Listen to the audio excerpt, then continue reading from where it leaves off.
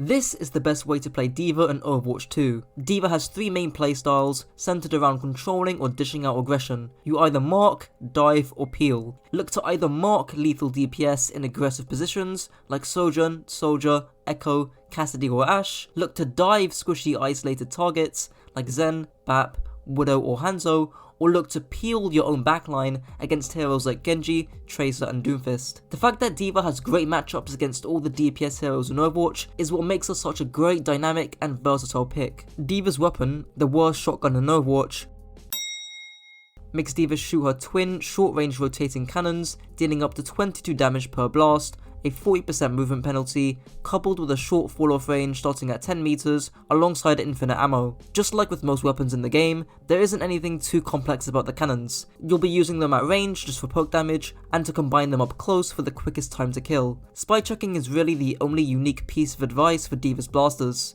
Because you have infinite ammo, you can search for Sombras with your cannons due to them having a wide spread, being hit scan, and having infinite ammo. An example of spy checking would be this spot here on Umbani first point defense. I also want to point out the tracking and aim you'll need up close. You'll be in hugging distance a lot of the time on D.Va, especially when diving or marking enemies. Unlike Tracer or Reaper, you don't have to worry about trigger discipline or pacing your shots because you do have infinite ammo, but just note that the tracking can be intensive. Lastly, and this is to do with D.Va's mech, please do not take too much damage before the start of a fight because you'll limit your options mid-fight for what you can do. Key thing I'm seeing is using resources way too early, like before the fight even begins, and then when the fight actually starts, we're at half HP or even lower, like in that last case right there. You have basically no DM. I mean, I agree. I don't have anything more to add. I think it's Micro Missiles, the Matrix, the booster management, the HP management. It's literally, we're not even in a position to where we can actually off-angle even if we wanted to. You're at 150 HP, you don't have boosters, you don't have Micro Missiles, and you're missing half your Matrix. If you try and off-angle in that situation,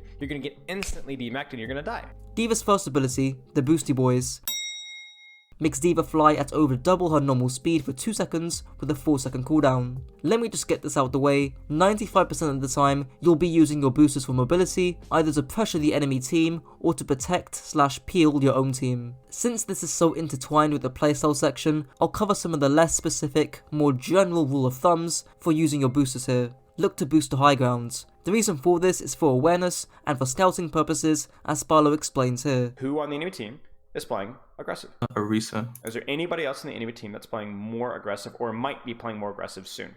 Do you see how hard it is for you to tell right now? That's why we go to high ground. Because as a D.Va player, you need to make that assessment accurately and quickly.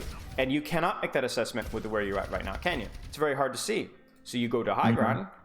Now what do you see? Or what do you not see? You don't see anyone on flank. No flank. There's nobody here. There's nobody here. There's nobody here or here. There's nobody here.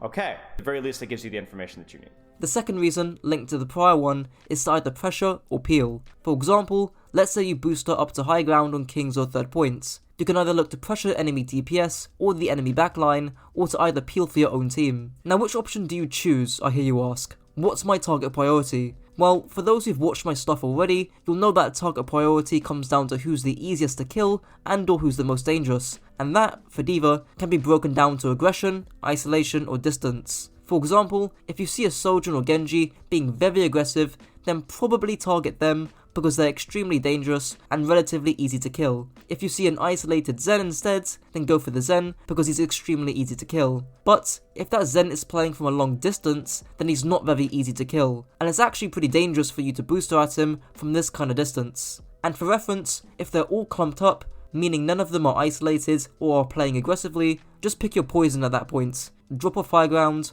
blast them up close, and fly back to high ground. Hopefully that wasn't too much, so you might need to rewatch that, but if you literally just master what I said and nothing else in this guide, I unironically have no doubt that you will at least be diamond if not masters. Now here's a visual example of what happens when you don't choose a target who's easy or dangerous to kill. You're on a Genji that's not aggressive. You're allowing all these people to have something to shoot, right? When they've not even earned it. You see that? They've not even committed. They're just sitting back here and poking you out. And that's how you get dematched. A lot of your success on D.Va and Zarya and even Sigma is going to be your diagnosis off of who is going aggressive and then punishing that person. And if you misdiagnose, you die. Lastly, a niche use of boosters is for the knockback, to knock heroes off high ground. Here's a very old clip from my original D.Va guides. Now he's created a lot of space. Now he's pushed up here. You guys have to cut back a little bit. Your snipers don't have as much room, whereas if he's on the ground, your snipers can still use the shield and poke off the D.Va, and no problem. Now Genji gets to walk up a lot. Like, everyone gets to take a lot of space. And you guys lost control of the platform. See, he's been zapping everyone. Like, he's probably up to like 40% of his primal now. D.Va's second ability, the Mid Missiles, makes her fire 18 missiles, dealing a total of 126 damage with a cooldown of 7 seconds. Fortunately, your Micro Missiles serve one purpose, which is to deal as much burst damage as possible. Here's the combo to do so. Firstly, use the boosters to close the distance. Fire your cannons to add a bit of poke damage. Thirdly, fire your Micro Missiles when you're close to the target, so they actually hit. Lastly, cancel your boosters up close and melee to finish them off. This should easily melt any squishy character if aimed and performed correctly. Now, what I'm more concerned about is your resource management here. Like, how were you able to get in here? You should also have your Micro Missiles here, to be honest with you. You should have saved it for close distance. And I also think, like, Micro Missiles here, I think it's good because at this range, but remember, it would not be good at this range, right? Yes. It's just a very, very subtle difference, but it's important. The last use, which is more niche, is to multitask your missiles alongside your DM. Most commonly, this would be up against Farah's Barrage, a Reaper Death Blossom, or a Cassidy High Noon. The extra 100 or so damage can really make a big difference. D.Va's third ability, the 3-second Transcendence, makes D.Va activate a forward-facing targeted array to catch and eliminate projectiles out of the air. It lasts 3 seconds with a 10-meter range and a cooldown of 1 second. It takes 6 seconds to fully charge your Matrix from 0. Matrix is one of the most flexible and powerful abilities in the game, so let's break it down into a few key uses. The first common use of Matrix is to use it selfishly when boosting or diving in to just absorb damage for yourself on entry. So, would have liked Matrix on entry at that distance, so then you can close the distance, which is right, you're not your effective range, right? So I know it doesn't feel like a lot, but you did take about 150 damage, close to 200 damage from just the Zen. You can also use it when taking off angles as mentioned prior with your boosters, just to stay on that off angle for longer. High ground on Kings or third point would be a good example. The second common use of Matrix is to eat instances of projectile cleave damage, such as Fire Strike, Dynamite, Damage Orb, or Nades. With Nade and Dynamite especially, it's a lot easier to eat these projectiles from high grounds because you can actually see where they're coming from. Obviously, this goes without saying, but don't eat pointless spam damage just before a fight begins, since you won't have your DM or defense matrix for when you actually need it. Thirdly, try not to panic Matrix when a teammate is out of position or is being dove. For instance, say your Zen is getting dove by a Tracer, Genji or Doomfist. Time your Matrix to the beat of Genji's rate of fire, Matrix after Doom punches or seismic slams since he'll be shooting, etc. There will of course be niche uses of Matrix to eat ultimates and whatnot, but generally speaking, you'll either be using Matrix for yourself or for a teammate in danger. D.Va's ultimate, Kim Jong-un's best friend, makes D.Va Self-Destruct our mech, dealing up to 1000 damage in a 20 meter radius with a 3-second fuse. Thankfully, this is the part of my guide which doesn't really change from Overwatch 1. In terms of tech and mechanics, there's 5 main types of D.Va bomb that vary with how commonly they're used. The first is the angled bomb, which is boosting in the air at a 45-degree angle, then releasing the bomb when just over a quarter of your boosters have been used. This serves the purpose of zoning the area before engagement to provide map control and catching any squishies by surprise, with a common example being on Gibraltar Attack on third points. I also highly recommend the workshop code BBSSO present in Karku's workshop video to see the radius, placement and angling of your bombs. Note that you can also skim your bombs across rooftops and angled surfaces, which decrease the amount of time the enemy team have to react to the bomb and increases the likelihood that you catch a split off targets. And also, if you do bomb, you need like a little better placement, because this placement really isn't that good. Like, it lands in a corner so it doesn't even split. You don't need kills, but you need to at least split someone, so if your team is pushing in, you can catch a target that is split up or at least force out an ultimate. But the way you put it in the corner, it's very easy for all of them to just fall back to that corner and shield it off. Slide it off corners here, you can slide it off corners there. Next up is the nosedive bomb. Simply boost into the ground and immediately bomb. This serves the purpose of bombing as quickly as possible by not spending time using your boosters whilst minimizing how far the bomb travels. Kinda useful for punishing an overextending team on a map that's not very open. If the map was very open, think Junkertown first point, then the third bomb may be of use. the air bomb. Simply fly vertically or at a slight lateral angle and detonate your bomb when roughly half your boosters have been depleted. This just serves the purpose of zoning as much ground as possible and covering as much area as there is. The stationary bomb. This is just pressing Q and standing still. I don't think I need to explain how to do this type of bomb. This just serves the purpose of remeching while simultaneously risking anybody who tries to enter the AoE or the area of effect of your bomb. Lastly, the drop bomb. This is bombing at the edge of a high ground, then shuffling the bomb with your own hitbox off the edge, which should catch people by surprise who are under the bomb. A great example of this would be on the airship on Watchpoint Gibraltar. Now into a few uses. This just means bombing when the enemy Sombra EMPs, when the enemy Zarya grabs, etc. You're essentially zoning the enemy aggression. Inting bomb. This just means you choose a squishy target, boost straight onto them with micro missiles and whatnot, and you try your best to delete them. It doesn't matter if you get demeched, since that's when you'll bomb. The issue with this bomb, of course, is that it's very aggressive and risky, so make sure your team match that aggression to get the most out of this. Bomb engaging early. This is a bomb usage I see often. A major downside to bomb engaging early is that you're left without matrix, and if you're away from the main fight to get a good angle for your bomb, this leaves the enemy DPS, particularly a Reaper or even a Pharmacy, coming from an off angle to completely switch and carry the fight in the space of just a few seconds. They're in a devolved fight, they're up 2 or 3, like not just that you're wasting the bomb, the fight's already won. In fact, bombing here is worse than not bombing. No matrix. And why is that bad? It gives them a chance to clutch. Exactly. This son of a gun right here is 93% on Death Blossom. If he has Death Blossom right now, your entire team is dead. You give the Reaper an opportunity to clutch. You have no idea how incredibly lucky you were there.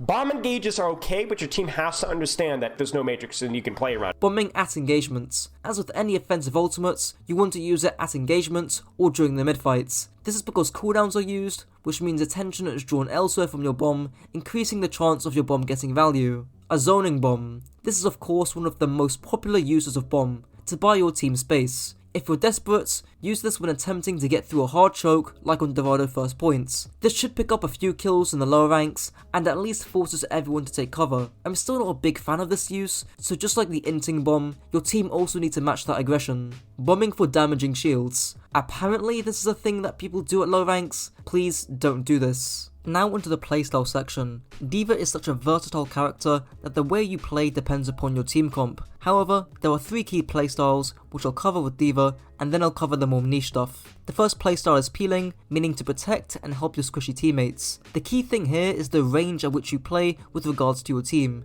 You don't want to be stacked, but you don't want to be playing so far away that you can't fly to help your team. Here's an example on Blizzard World First Point Defense. Here, you're within a decent range to help any member of your team, whether that be on high ground, your support's playing back, or if your DPS want to take a flank or a duel. However, you don't want to play so far back that you won't be able to do the next playstyle, diving. Continuing from the Blizzard World example, this is just playing like a Winston essentially. If you have a few divers ready, or if the enemy team walk into your space, pick a squishy target, fly onto them, and delete them, referring back to that aggression, isolation, distance thing. The most important thing here is timing. Make sure your DPS, whether they be flankers or not, can actually see and help you diving in. Even better, if a target is isolated, dive onto them, as Spilo gives an example of here. Is there anybody in the enemy team that's going hyper aggressive that you should have controlled? BAP. Right. BAP is the most aggressive, most isolated target, so what's going to create more space? You shooting here, or you could beating the crap out of this guy? Right. Now, I don't even know if you can trade, but you could have forced shift, could have forced lamp, and you would have easily survived. Right. And remember, what would have been the enemy team's response at this point in time? Probably back. Right. Or at least attempt to peel. Right. Or some form of distraction, which at the same time would have allowed your team to back up safely. So right now, I know what you're doing. You're peeling, which is fine. But I think the more direct or indirect and more valuable form of peeling would have been a little bit more pressure on the more isolated target. Now onto marking. Whilst there is some overlap between marking and diving, the key difference is that with marking, you're looking to control enemy aggression, but with diving, you're looking to exert your own aggression. If that Hanzo is missing, or you don't hear him shooting from main, red like alarm bells need to be going off in your head. You don't have to stay up here necessarily. Maybe you're like, I'm scared I'm gonna get spammed out or something. But you better be aware. And if there's anybody flanking behind, you better be the first person to know and the first person to react to it. You see what I'm saying? Mm-hmm. That is what your hero does. And if you get stuck, like right there, this is so crucial. Like this is Overwatch 2 right here. This becomes even more important in Overwatch 2. Back to Blizzard World, a DPS taking a flank on your backline is an aggressive angle that needs to be controlled, and is a perfect time to segue into marking Pharmacy. Especially for console players, Pharmacy can be a tough threat to deal with because they can off-angle from any position on the map, as Spilo explains here. Pharmacy is the epitome of an off-angle DPS, but she can off-angle from legitimately anywhere. Like, she can go behind you, she can go above you, she can go to your far right, your far left. Like, have you ever seen Overwatch League, like Volksky Industries' first attack? They'll send Pharmacy all the way around spawn choke and start shooting them from behind. The reason Divas prioritize on Pharmacy is because she's going to be the most lethal off-angle threat. She's going to be off-angling 24/7. The way to deal with Pharmacy is to spot where the Pharah may be aggressing onto a squishy hero and then marking that Pharah. For example, on a pool village, if Pharah decides to concuss over the rooftops and dive your hit scan, that's the perfect opportunity for you to fly towards the Pharah, DM her rockets, and land some missiles up close. The last thing I want to talk about is scouting. This is just seeing where the enemy team are at the beginning of a fight. You can scout. You can either fly up and look, or you can go towards the right side. You can see the spawn from there, and then you can call a little earlier for your team which way they're coming, whether they're coming top, whether they're coming main, whether they're coming right side, because then you guys can position yourselves accordingly and beat them to the corner. Now into D.Va's tank matchups. Normally I break these down individually, but I'd like to group up some of the tanks into the Poke Brawl hybrid matchup featuring Sigma, Reinhardt, Ramattra, Orisa, Junker Queen and Zarya, and into the dive matchups featuring Wrecking Ball, Winston and Doomfist. This is because your playstyle against these type of heroes are very similar. D.Va vs the Poke Brawl tanks. These are map dependent matchups for D.Va. Funnily enough, a lot of D.Va's matchups are quite map dependent I think. Maps with the vital high grounds like King's Row 3rd Point are good examples where D.Va thrives over these brawly tanks who lack vertical mobility. But on more linear maps, or in situations where your mobility isn't really needed, like in KSAA, the matchup can tilt in favour of these heroes. Basically, fight for the space around the tanks rather than fighting the tanks themselves, apart from Sigma maybe because he's quite squishy. D.Va vs the dive tanks. Against these individually, in a 1v1, of course D.Va wins, especially against Winston. That's a no-brainer. But whilst D.Va is a better duelist than each of these heroes, they often thrive when fighting clumps of enemies. The difference between D.Va and Winston is when Winston is in this position here, where you were, he's much better than you. But everybody's clumped up, but the problem is that Winston's a lot worse at getting everybody to clump up like you. He's not as good at controlling those off angles early on. When there's time to kill, time to dive, Winston's better. But in the control phase, the pre-fight phase, the setup phase, then you're just significantly better. You'll often be making a choice as to whether you peel off the dive or to mark enemy DPS. For example, on Blizzard World, if Ball or Doomfist dives your backline with support from an enemy Ashe or Sojourn, you might want to mark them because of how lethal they are. But if Ball has Trace or Genji follow-up, your Zen or Ana better be getting that DM.